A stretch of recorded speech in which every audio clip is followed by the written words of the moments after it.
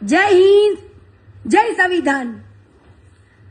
આજે હું તમારી સમક્ષ એક રજૂઆત કરવા આવી રહી છું કે આજે મહાશિવરાત્રીની અંદર કીર્તિ પટેલનો કોઈ જ ઈરાદો નહોતો કે કીર્તિ પટેલને કોઈ ફેમસ થવું હોય કે કોઈ ટીઆરપી જોતી હોય।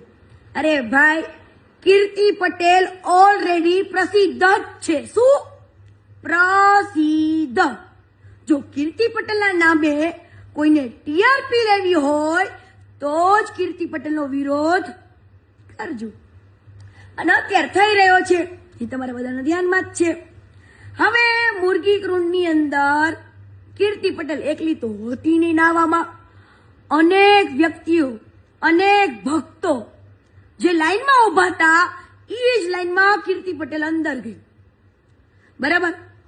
ઇન્દ્ર ભારતી બાપુ જે પાછળથી મારી જોડે જે બિહેવિયર કર્યું અને મને મુરગી કુંડની અંદરથી એક દીકરીને બહાર કાઢવામાં આવી, એ વેદના મારા સિવાય કોઈ જાણતું નથી। તમામ પબ્લિકની વચ્ચે મારી ઇજ્જત લેવામાં આવી મિત્ર, તમામ પબ્લિકની અંદર એ વેદના મારા સિવાય કોઈ જાણતું નથી।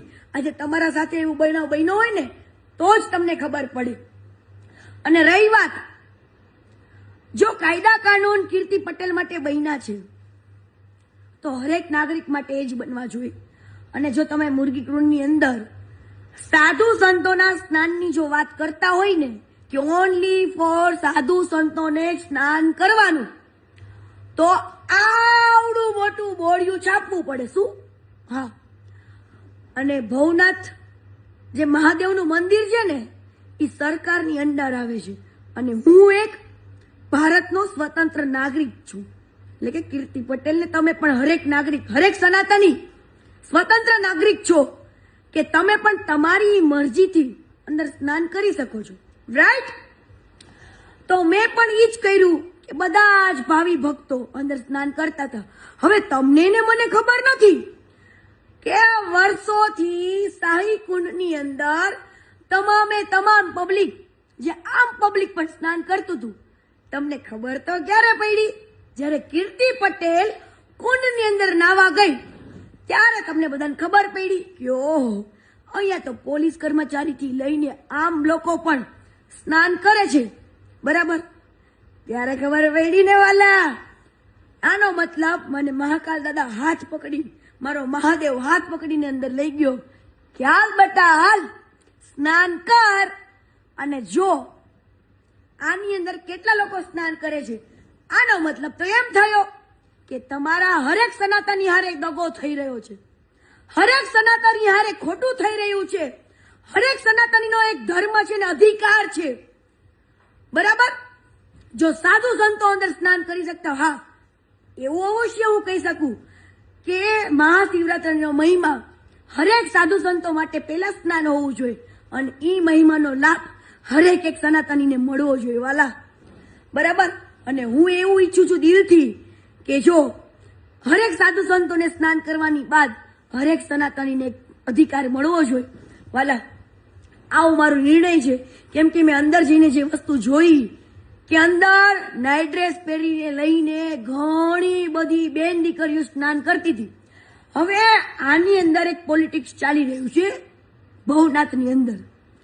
હું તો ઇન્દ્ર ભારતી બાપુને શિષ્ય નથી, હું હરિહર ભારતી બાપુને મેં ગુરુ માનેલા છે, મેં ગુરુ દીક્ષા લીધેલી છે, ગુરુ મંત્ર લીધેલો છે, રાઈટ? હવે જો મેં ઇન્દ્ર ભારતી બાપુને ગુરુ માન્યા હોત ને તો ઇન્દ્ર ભારતી બાપુ છે ને મને આંગળી પકડીને સ્નાન કરવા લઈ જાય, બરાબર? ઇન્દ્ર ભારતી બાપુના જેટલા શિષ્ય છે ને એને ઇન્દ્ર ભારતી બાપુ છે ને વીઆઈપી એન્ટ્રી આપે, વીઆઈપી। શું? VIP entry. અને એને વીઆઈપી એન્ટ્રી સાથે સ્નાન કરાવે। એમાં કીર્તિ પટેલ પોગી ગઈ ને ઈ ભાઈને ઇન્દ્રભાઈ, ઈંડુ આપણે ઇન્દ્રભાઈ નહીં, ઈંડુ ને એવા ઢોંગીલાને આપણે કઈ કેવું નથી, ઈંડુ ફૂટી ગયું અને એનો આવડું મોટું પેટ છે ને, પેટ એમાં પાપ જ ભરાયેલું છે, 2 નંબરનું પાપ, બરાબર? ઈ ફૂટી ગયું કે આ દીકરીને બધા વચ્ચે એની ઇજ્જત લીધી, મને બધા વચ્ચે એને કાઢી। કાંઈ વાંધો નહીં, કીર્તિ પટેલ છે ને ડબલ જીગર વાળી છે. કેમ કે તમે આ દિલ તોડો ને તમારો આ રેડી જ હોય. કેમ કે હું સુખમાંય મોજમાં હોય ને દુઃખમાંય મોજમાં હોય. ઇન્દ્ર ભારતી બાપુને ખબર હતી નહીં.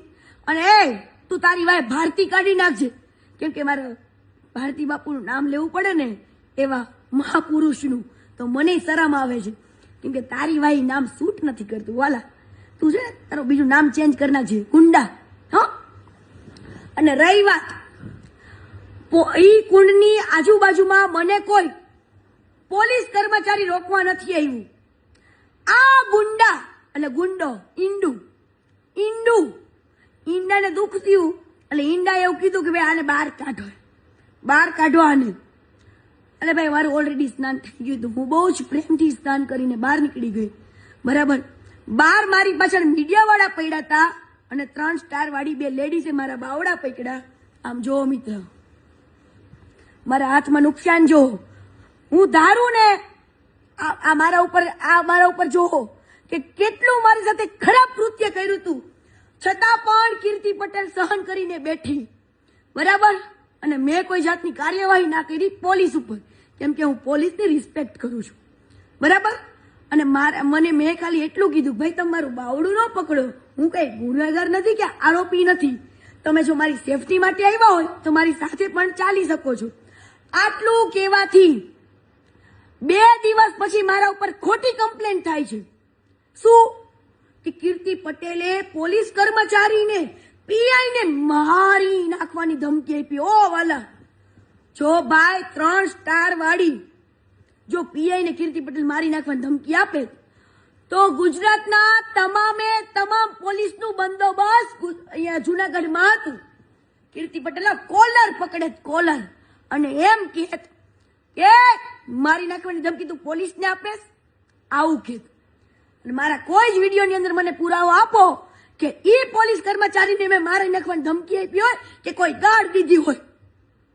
ભલામણા પોલીસ જ ખોટા કેસ કરશે તો આમ નાગરિક શું કરશે? તો મારે હર્ષભાઈ સંઘવીને હાથ જોડીને રિક્વેસ્ટ કરવી છે કે આ ખોટા કાયદાનો દુરુપયોગ થઈ રહ્યો છે. અને હર્ષભાઈ સંઘવીને મારે ખાલી એટલું કહેવું છે કે તમે આવા ખોટીના જે ઇન્દ્ર ભારતી જેવા પાખંડી છે ને એની જોડે તમારો એક ફોટો કે વિડીયો કે કોઈ સેલ્ફી ના પડાવો. કેમ કે હું ભારતીય જનતા પાર્ટીનું આદર કરું છું, ભાજપ જનતા પાર્ટીનો આદર કરું છું, નરેન્દ્રભાઈ મોદીનો આદર કરું છું.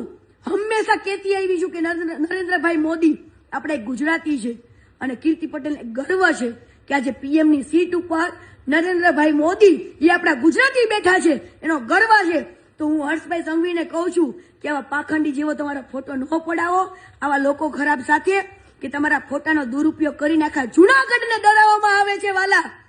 અને હર્ષભાઈ સંઘવીને મારે કહેવાનું કે તમે તો ડ્રગ્સના અને હરેક નશાના ખિલાફી છો, તો જો આશ્રમની અંદર આશ્રમના નામે ઓયો ચલાવતા હોય, આશ્રમ નહીં એક હોટલ તરીકે યુઝ કરતા હોય ને, હું એક ફાઇલ ખોલીને બેઠી છું વાલા, એક ફાઇલ. એટલે આવા લોકો જોડે હર્ષભાઈ સંઘવીને હું 2 હાથ જોડીને એક વિનંતી કરું છું, એક દીકરીને નાતે, કે આવા લોકો જોડે તમે એક ફોટો ના પડાવો, એક ફોટો ને. કેમ કે હું તમારા દિલથી રિસ્પેક્ટ કરું છું હર્ષભાઈ સંઘવીની. આવા અને ભૂપેન્દ્રભાઈ પટેલની એક દીકરી, પટેલની દીકરી એક પોકાત કરી રહી છે કે જો તમારા પટેલ સમાજની દીકરી પર આવું ખોટું થઈ રહ્યું હોય. અને ભાઈ એક એનસી ફરિયાદ, હાલો માની લીધું કે મારા ઉપર પોલીસની કામગીરીની અડચણ બનાવવા એક કેસ થયો અને મને રોકવા માટે મિત્ર 6 ગાડીઓ.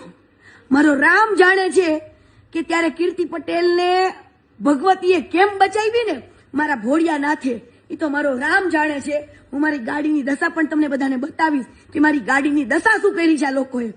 અરે ભાઈ, જુનાગઢની અંદર એવા ઘણી બેન દીકરીઓના કિસ્સા છે મર્ડરના ને એના, ઓલા સુરજ ભુવાજીના ધારાના કેસના. જો તમે આટલી સ્પીડ રાખી હોત ને, મને ગોતવાની જો એનસી ફરિયાદમાં કીર્તિ પટેલને ગોતવાની ફરજ તમે કેટલી બધી ફટાફટ નિભાવો છો, કીર્તિ પટેલ લોકેશન એટલા ટ્રેસ કરો છો ને, એટલી જ જો ફરજ તમે એવી ઘણી બધી બેન દીકરીઓ જેવી કે ધારા ધારાના મર્ડર કેસની અંદર તમે તમારું માઇન્ડ લગાવ્યું હોત ને, પોલીસની ફરજ નિભાવી હોત ને, તો વરસ દિવસ નો થાત. આ સૂરજ ભળવાને ઇન્દ્ર ભારતી બાપુ ખોડામાં સુવડાવે છે. ખોડામાં આવે ભાઈ. ગુંડા તો શું કરે? ખોડામાં સુવડાવે ને. પણ એ ગુંડા, તારાથી ડરતી નથી હો. તારાથી થાય ને ઈ કરવા માંડવાનું. હું એક હિન્દુની દીકરી છું, હું એક સનાતની છું, અને મને મારો ધર્મ શું છે ને એ મને ખબર પડે છે વાલા. મને મારો ધર્મ અને મારા ધર્મની માન મર્યાદા કીર્તિ પટેલ જાણે છે. કદાચ કીર્તિ પટેલ તો શબ્દથી ખરાબ છે વાલા, પણ ચરિત્રથી નહીં. એ તો મારા ઉપર, મારા ગુજરાતને ભરોસો જ છે. અને સમજો, એસટીન ફાઇલની કરતા પણ ઇન્ડુ તારી ફાઇલ પણ બહુ મોટી છે. અને એવા તારા ચિઠ્ઠા છે ને વાલા, હે, કે તારી હાથ પેઢીઓ યાદ કરશે. હાથ પેઢીઓ તારા બનેલા શિષ્યો પણ એમ કે છે, કેવાને ગુરુ બનાવી લીધો, કેવાને ગુરુ બનાવી લીધો. હે, તારો જે રાજમહેલ બનાવેલો આશ્રમ છે ને, એ આશ્રમની અંદર કેવા કાળા ચિઠ્ઠા થાય છે ને, એ કીર્તિ પટેલ શું આખું ગુજરાત જાણે છે. પણ તારી સામે બોલવાની કોઈની તાકાત નથી. એટલે હર્ષભાઈ સંઘવીને મારે એક રિક્વેસ્ટ કરવી છે કે આવા પાખંડીને, આવા ગુંડાને ભાજપ સરકાર સાવરે નહીં, એવી હું હાથ જોડીને વિનંતી કરું છું. કેમ કે હું ભાજપ સરકારની દિલથી ઇજ્જત કરું છું. શું ઇજ્જત કરું છું? અને આજે મારા ઉપર મને રોકવા માટે મારા ઘરે મારા મા બાપના નિવેદનો લેવામાં આવે છે. મારા મા બાપને રાતના 2-2 વાગે મારા ઘરે જવામાં આવે છે અને નિવેદન લેવામાં આવે છે મારા મા બાપને. તમારું નામ શું, આમ શું, કીર્તિ શું કરે? મારી પાંચે બહેનોના, મારે પાંચે બહેનોના ઘરના ના બધાના હું તમારે માંગા લઈને જવું છે તો મારા ઘરે 2-2 વાગે લઈને જાઉં છો? હે, મારા ભાઈબંધ મિત્રને કિડનેપ કરો છો? મારા ભાઈબંધ મિત્રોને બધાને ભેગા કરો છો? હે, પોલીસ સ્ટેશનમાં ખોટી રીતના હેરાન કરો છો? હવે શરમ આવી જાય, કાયદાનો દુરુપયોગ કરી રહ્યા છો. તમને શું લાગ્યું કીર્તિ પટેલ ડરી જશે ખોટા કેસથી? અરે ભાઈ, પૂરી દો. હિન્દુની દીકરી છું, ડરવા જન્મ નથી લીધો મેં. ડરવા જન્મ નથી લીધો, આજે નહીં, કાલે નહીં. બરાબર? આવા પાખંડીઓને બહાર લાવવાના છે. અને હું પોલીસ કર્મચારીને એક દિલથી રિક્વેસ્ટ કરું છું કે તમારું જો આટલું સારું કાર્ય હોય અને તમને જો એક સનાતનની દીકરી ઉપર અને સનાતન આપણા ગુજરાત ઉપર એક ગર્વ હોય તો સનાતનની દીકરી પર ખોટું ના કરતા. કદાચ હું તો છોડી દઈશ, પણ મારો મા દાદા નહીં છોડે હો. પેઢીઓ વીખી જશે, પેઢીઓ. યાદ રાખજો, મારા જો હાથાળા જેને બાયડા અને ખોટી રીતના જો મને હેરાન કરી ને, તો વાલા પેઢીઓ તો વિખાઈ જશે. બરાબર? કાળ છોડી દેશે. પણ આ કીર્તિ પટેલને યાદ રાખજો, હું જેલમાં જઈશ, બહાર આવીશ તો પણ એ કરવાની જ કરીશ. તમે મને ખોટી રીતના જેલની ધમકી નહીં આપતા હો. મને ગર્વ છે કે હું એક હિન્દુ છું. અને જો તમે મને કહેતા હશો કે કીર્તિ આવી, કીર્તિ તેવી, કીર્તિ આમ, કીર્તિ ફલાણું, કીર્તિ ગાળો બોલે, એટલે કયો સંત ગાળો નથી બોલતો? બતાવો. બધાય ગાળો બોલે છે. કીર્તિ પટેલના કદાચ શબ્દ કડવા હશે, ખરાબ હશે, પણ તમે તો આખા ખરાબ છો. આ કીર્તિ પટેલ એટલે જ બોલવું પડતું. એટલે બોલવું પડે છે કે જયારે તમે મારો અરીસો બતાવવા આવો ને, ત્યારે મારે તમારો અરીસો બતાવવો પડે. જો ભાઈ, તું કેટલામાં છું, તું જો ને, તું જો. બરાબર? આ તો સનાતન ધર્મની લડાઈ છે ને, એટલે આ શબ્દ નથી વાપરતી. બાકી બધું આવડે છે. શું? બધું. ઓકે. જય સનાતન, જય હિન્દુ ધર્મ. અને જો મારા હિન્દુ ધર્મથી તમને એટલી તકલીફ હોય ને, તો તમ તારે મારા નામે સર્ટિફિકેટ આપી દેજો કે કીર્તિને કયો હિન્દુ ધર્મ ચેન્જ કરી નાખે. એટલે તમે કયો ને, ઈ ધર્મમાં જવા કીર્તિ પટેલ રેડી છે. બરાબર? જય હિન્દ, જય સંવિધાન, જય સનાતન ધર્મ, જય ગિરનારી. હર હર મહાદેવ.